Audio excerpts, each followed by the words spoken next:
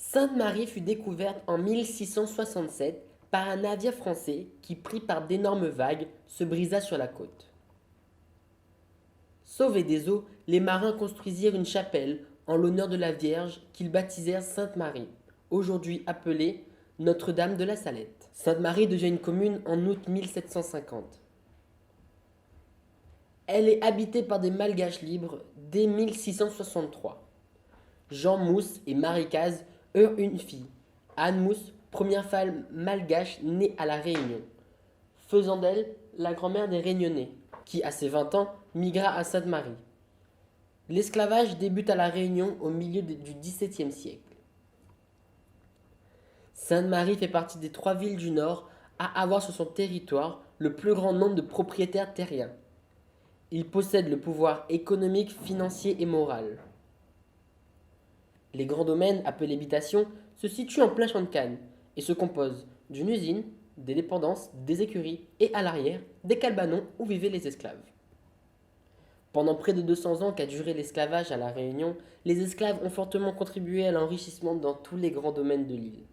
En plus des grands domaines, les esclaves ont aussi bâti des églises, dont l'église Saint-François-Xavier à la rivière des Pluies, le pont de la Ravine des Chèvres, les usines, les chemins de fer, etc. Les grandes familles telles que Hugo, Desbassins, de la Convenance, Adam de Villiers, Troussailles, Barrault utilisaient le code noir pour retirer toujours plus de rendement de leurs esclaves.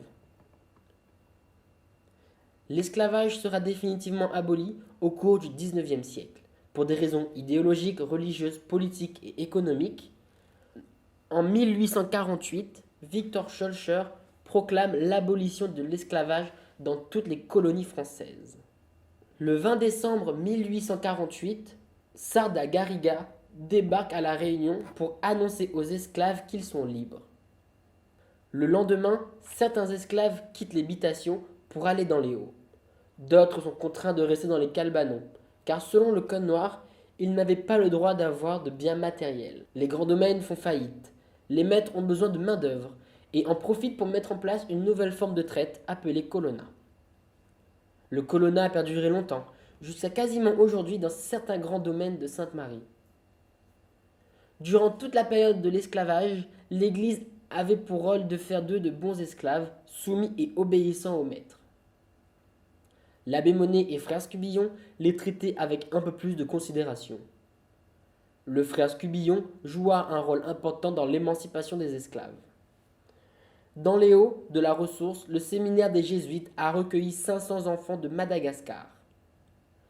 Aujourd'hui, de nombreux vestiges de ce lourd passé sont encore présents à Sainte-Marie, ainsi que dans la mémoire collective de ses habitants, comme le témoignent la prison des Bassins, la statue de Mario à la rivière des Pluies, le cimetière des Jésuites, etc.